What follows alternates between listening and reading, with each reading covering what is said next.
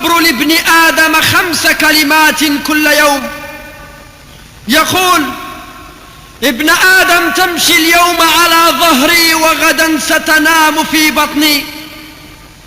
ابن آدم تفرح اليوم على ظهري وغدا ستحزن في بطني.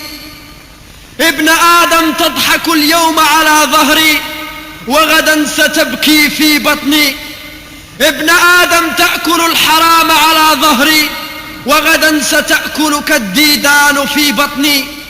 ابن آدم تعصي الله على ظهري وغدا ستعذب في بطني.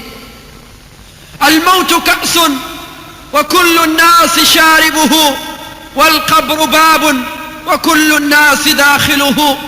يا ليت علمي بعد الموت ما الدار، الدار دار نعيم إن عملت بما يرضي الإله،